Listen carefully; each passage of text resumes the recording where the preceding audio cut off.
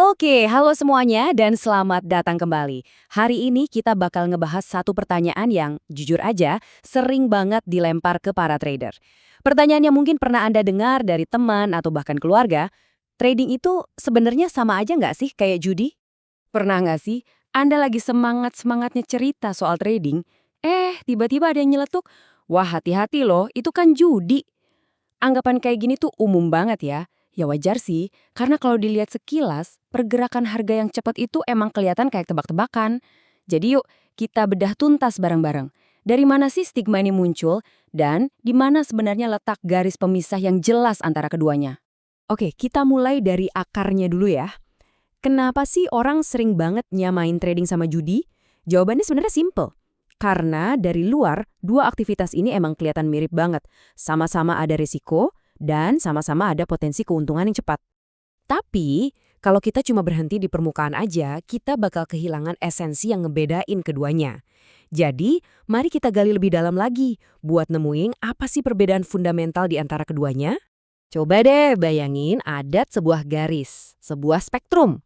Nah, di satu ujung yang ekstrim, ada trading profesional yang isinya hitung-hitungan mateng. Terus, di ujung lainnya, ada judi murni yang bener-bener ngandelin hoki. Posisi Anda di mana di antara garis itu sangat bergantung sama pendekatan yang Anda pakai. Ini poin yang penting banget buat dipahami.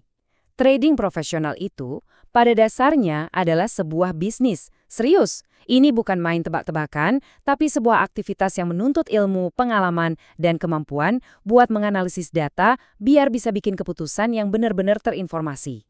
Nah, sebaliknya, judi itu ya kita nyerahin semuanya ke nasib, keberuntungan semata. Nggak ada tuh yang namanya analisis teknikal atau fundamental, nggak ada aset real yang diperjualbelikan. Ini murni permainan untung-untungan. Oke, sekarang biar makin jelas, kita bakal pecah lagi. Ada 5 perbedaan utama yang jadi garis pemisah yang tebel banget antara seorang trader yang disiplin dengan seorang penjudi. Perbedaan pertama, dan ini yang paling dasar, adalah cara kita ngambil keputusan. Seorang trader itu kerjanya kayak detektif. Mereka ngelihat grafik, data ekonomi, baca berita, semuanya buat ngebangun strategi yang solid. Sementara seorang penjudi, ya mereka cuma ngandelin feeling atau harapan kosong akan keberuntungan. Yang kedua, dan ini super penting, adalah manajemen resiko. Trader profesional itu selalu punya rencana buat skenario terburuk. Mereka pakai alat kayak stop loss buat ngebatasin kerugian secara otomatis. Ini kayak jaring pengaman yang hampir nggak pernah ada di dunia judi. Di sama pendekatannya sering banget all in kan? Semuanya atau nggak sama sekali. Lanjut, kita ngomongin soal legalitas. Di Indonesia, bedanya jelas banget. Trading yang sah itu diawasi ketat sama lembaga pemerintah kayak Bapepti, yang emang tugasnya ngawasin perdagangan berjangka. Ini ngasih semacam lapisan perlindungan buat investor. Nah, kalau perjudian, ya kita semua tahu, pada dasarnya itu ilegal dan beroperasi di luar payung hukum. Coba kita pikirin juga deh soal nilai ekonominya. Trading itu bagian dari mesin ekonomi yang nyata. Ada transaksi aset beneran yang bantu alirin modal. Judi di sisi lain itu cuma mindahin kekayaan. Duit cuma pindah dari kantong si kalah ke kantong si menang, tanpa ada nilai ekonomi baru yang diciptakan sama sekali. Dan yang terakhir, coba lihat tujuannya. Seorang trader itu tujuannya membangun. Membangun keuntungan yang konsisten, pertumbuhan aset, ini adalah keahlian yang makin lama makin diasah. Sedangkan dalam judi, statistik itu kejam tapi jujur. Pada akhirnya, dalam jangka panjang, yang pasti menang itu ya bandarnya. Oke, kita udah bahas dari sisi bisnis dan hukum. Tapi buat banyak dari kita di Indonesia, ada satu pertanyaan lagi yang nggak kalah penting. Gimana dari sisi agama? Ini halal atau haram sih? Nah, ternyata udah ada loh panduan yang spesifik banget dari otoritas agama kita. Dan kuncinya itu bukan di pertanyaan trading mata uang boleh atau enggak, tapi lebih ke bagaimana cara transaksinya itu dilakuin. Fatwa DSN MUI ini spesifik banget. Transaksi spot di mana serah terimanya itu terjadi saat itu juga atau dianggap tunai dalam 2 hari, itu diperbolehkan. Nah, yang dilarang itu transaksi kayak forward, swap, dan option. Kenapa? Karena di dalamnya ada unsur ketidakpastian atau spekulasi soal harga di masa depan. Konsep inti di balik larangan itu namanya maisir. Inilah unsur judi atau untung-untungan yang dilarang dalam Islam. Transaksi yang harganya ditentuin sekarang buat masa depan, itu dianggap mengandung maisir, karena ada spekulasi tingkat tinggi yang nggak didasari sama transaksi ekonomi yang real saat itu juga.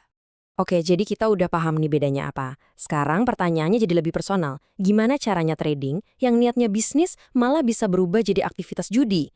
Nah, ini semua balik lagi ke perilaku kita sendiri. Disinilah letak bahayanya.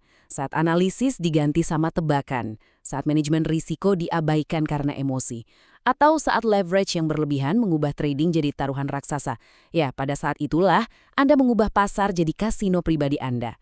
Kesalahannya bukan di pasarnya, tapi di metode yang Anda pakai. Jadi, kita sampai di kesimpulan utamanya.